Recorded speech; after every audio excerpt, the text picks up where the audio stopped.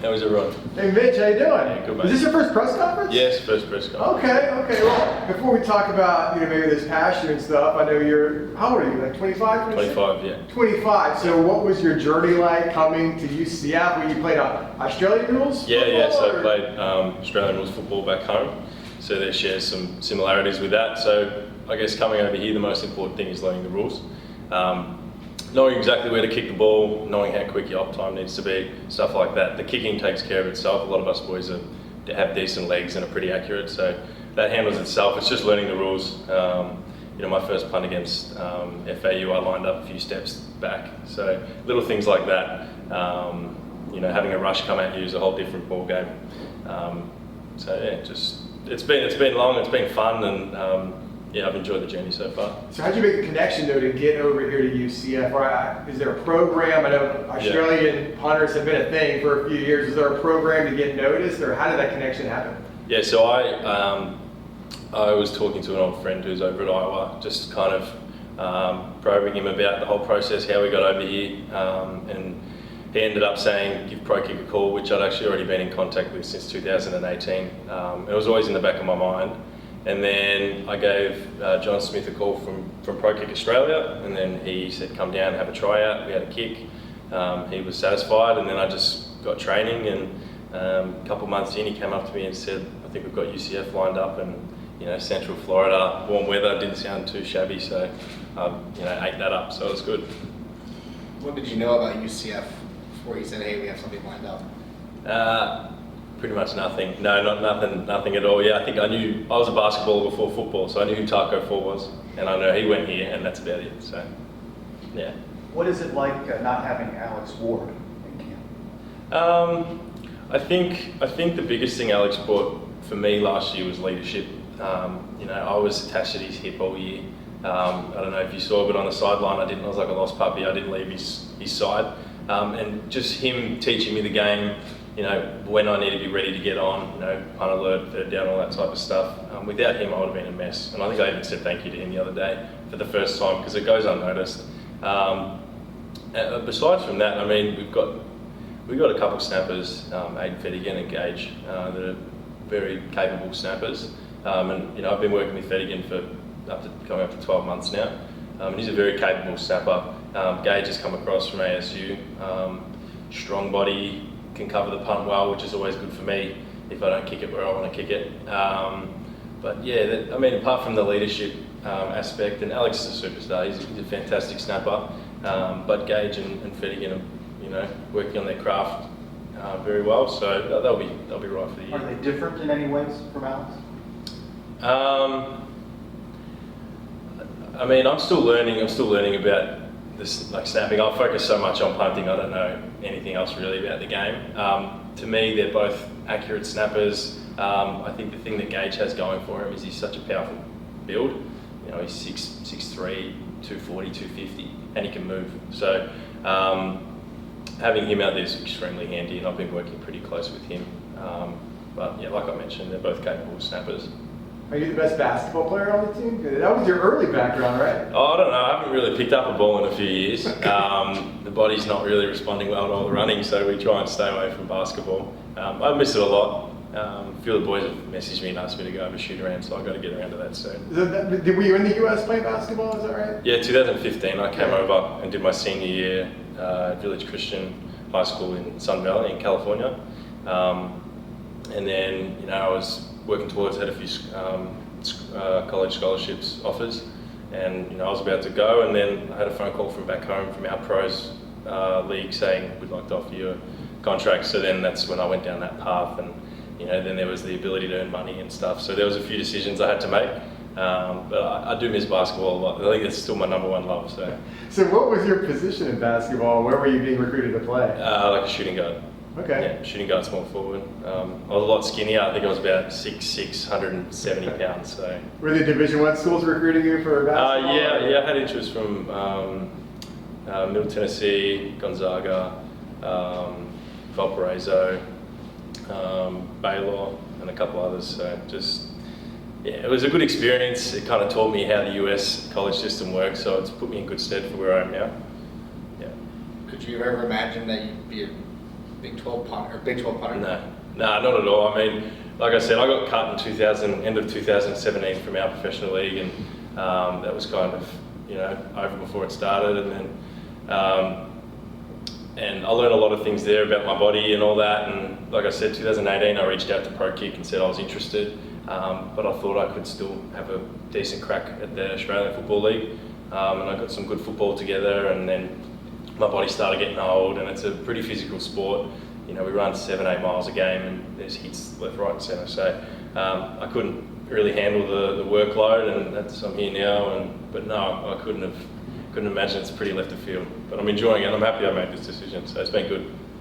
How knowledgeable of American football were you when you got here? How do you feel you know the game now? I feel like I know the punt scheme and the punt component of it really well now. I probably couldn't say that about other positions. I still got no idea what's going on. I know how the downs work, and I know when I'm supposed to run on. The new thing I got this year that I got to pick up is field goals. So when I got to be ready to get on and hold field goals, but apart from punt and field goals, absolutely nothing. So how do you watch the game from the sidelines? I wait for punt. That's it.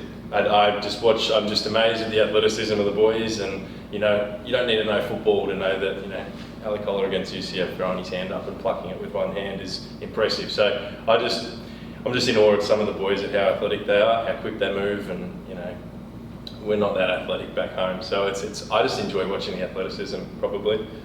Yeah. Well, you're learning a lot about American football. What are the guys on the team learning about Australia? I mean, I feel like people's knowledge, Outback Steakhouse is all they know, or Crocodile Dundee. Yeah, what are the guys learning about your background? Yeah, well, I think 3/4 of the team think I play rugby, which I'm not going to knock that back because it makes me look tougher, so there's no issue with that. But, I've gone through YouTube and shown these boys some Aussie Rules clips and videos trying to explain it, but to them it's just there's so much going on. It's such a confusing sport if you didn't grow up with it. But I teach them. I put a bit of mayo on it, exaggerate it, make me sound a lot like we have more spiders and snakes than there actually are. So, milk that a little bit. But it's been fun teaching them about Australia. Yeah. How has Brian Blackman helped you develop as a punter?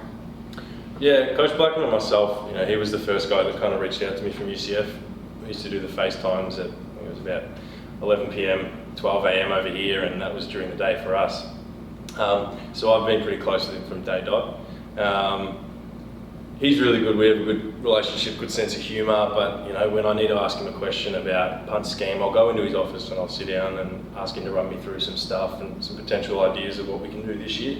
Last year it was pretty much, I got thrown in the deep end. Just against FAU. All right, go in, you're punting. And I still didn't really know what I was doing. I just had to wing it. But Blackman was good with kind of explaining what was the standards, what I need to do and stuff like that. But I've gotten closer with him this year, and I respect the hell out of the bloke. He's a ripping bloke, so he's a good man. Over the course of last season, the change was made at punter and as well kicker. How would you describe your relationship with Colton Boomer? Yeah, he was like my little bro from day one.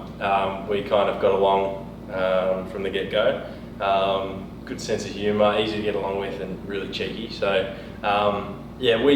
we same thing. Like him and I haven't got the biggest IQ when it comes to the sport, football. We know how to do our job well, or to the best of our ability. But we've helped each other through some tough times. He's had some issues here and there with his body, and I've had a lot of injuries, and I kind of told him how to approach it, how to get through it, while keeping your headspace clear. And then there's been times where I've had a bit of a down patch with kicking, or struggling with homesickness and stuff like that, where he's kind of he'll start reaching out to me, hey, do you want to go get dinner, do you want to hang out?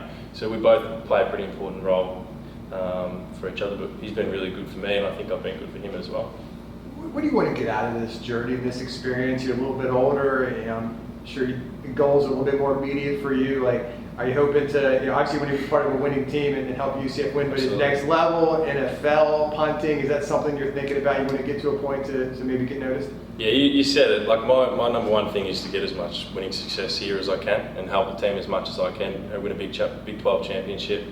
But I mean, on a deeper level, I'm 25. I should be working back home now, 9 to 5. That kind of sporting dream should be really finished now. But I was able to take an opportunity and go with it. and to be playing, you know, like you said, in the Big 12 with a team full of fantastic people and a great coaching staff, not having to work, not having to, I get up at 5 a.m, but I get to go, you know, kick a ball instead of working a counter. So just to kind of enjoy as much of my, I guess, childhood as I can. You know, by the time I get out of here, I'll probably be close to 30. And then, you know, if I play good enough football and punt well enough and there's opportunity at the next level, whether that's CFL, XFL, USFL, you know, NFL, that type of stuff, well then I'll take it with two hands. But for me, I'll try and focus on the things I can control, and that's bringing the best punting to the team as I can and building some good relationships to, you know, keep going for the next few years. You mentioned the homesickness, the time change between here and Australia. What's the reaction from your family? How often do you talk with them, and what's that like? The time change makes it tough. So mum's usually up bright and early in the morning, giving me a call, and I'll answer that kind of late afternoon. I'll give her a call, and she fills me in with what's going on back home, and Dad will call me from work, and my sister and I will FaceTime. That keeps it manageable. I don't know what I'd do if I didn't have that. It's tough. You know, a lot of us boys go talk about how hard it is. You know, you don't realise it's going to be this hard until you get here. And I think I've mentioned to someone before having your own little, it's almost like a fraternity over here of punters from different schools, being able to, you know, like I just went to Nashville for a week with a few punters from other colleges, and that was a really good, you know, let our hair down, have a bit of fun, and then get back, reset and go. So it's tough, but, you know, I wouldn't trade it for anything. And I have my days where it's, you know, I'd love to just jump on a plane, go home, see the family, you know, but that's not going to happen. I get to go home in May for a few weeks and see everyone, and that should reset me, and I'll get back and I'll do it again next year. So yeah, it's rough, but you work through it, you figure out ways to cope. So after you evaluated your performance last year, what are the things you're focusing on this spring camp? I was satisfied with how it went last year. I'd like to improve my net a little bit more. I think I was sitting around 40.5 yards net. I'd like to get up to maybe 42, 43.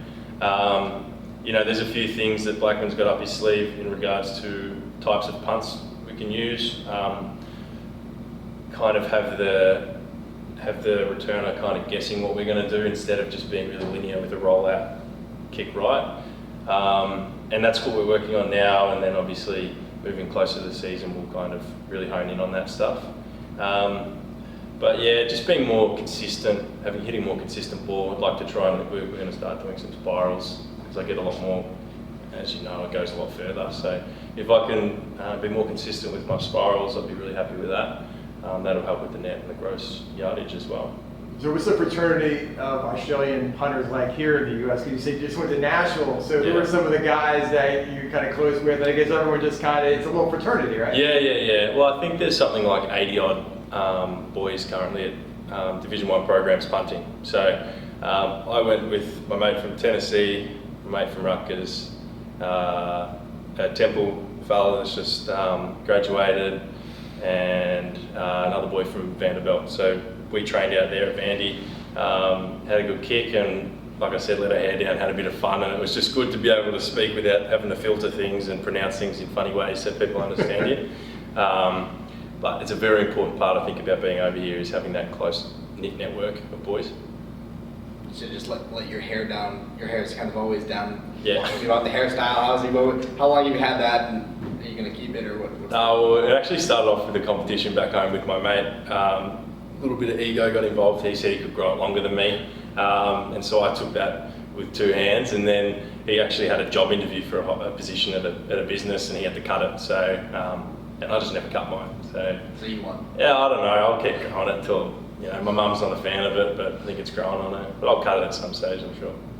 Besides Outback Steakhouse, what else do you enjoy in Orlando and South Florida? I've kind of only really had a taste of the fast food places. So I'm a big fan of anything Mexican. So I mean, habaneros is good. Tijuana Flats has a nice little queso dip that I dip on my, what are they called? Chips, whatever you call them over here. But I find my way through them, and Chick-fil-A's good. What's the Mexican place? They have the big fat burritos there. Taco Bell? No. Chipotle. Chipotle. Yeah, so I don't mind Chipotle because it's a big serving size and it's cheap. So. And what about things to do in Central Florida? It sounds funny, but like, it's the football schedule is so busy. You don't have much time to do anything. Which, I mean, that's what it is being a high-level athlete. Your time's dedicated to football. I was able to go last year to SeaWorld with the team, and Boomer's brothers taking me to Disney World and stuff like that. So I'd like to maybe utilise and capitalise on moments like that and go back to Disney World and get it all done and Universal. So I mean, they're the obvious things. I guess I need my own little tour guide at some point to take me through. What do you miss from Australia? What are like the food places? You just mentioned something you like here. What are the places that, when you get back to Australia in May, you're going to run to? I miss just a good pub feed, just a chicken parma with chips, veggies. Miss the coffee. There's a pretty big coffee culture back home. People are very antsy with how their coffee's made, and I guess I've unintentionally fallen under that, and I'm a bit of a picky coffee drinker. But yeah, probably the coffee and just the brunch kind of culture that we got back home. I'm looking forward to that. That's good.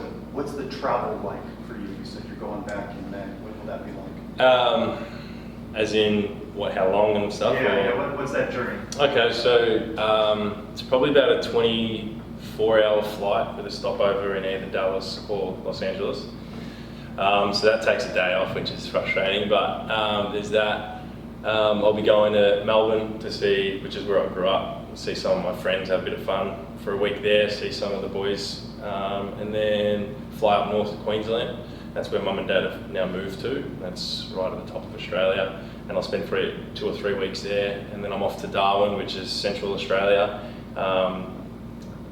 which is for his wedding. So I'll be going there and having a fun time at his wedding and celebrating that. So that ends up being about 3 weeks, 3 and a bit weeks. So more than enough. And I get to kind of cover all the areas of friends and see everyone, so see some family. So I'm really excited for it.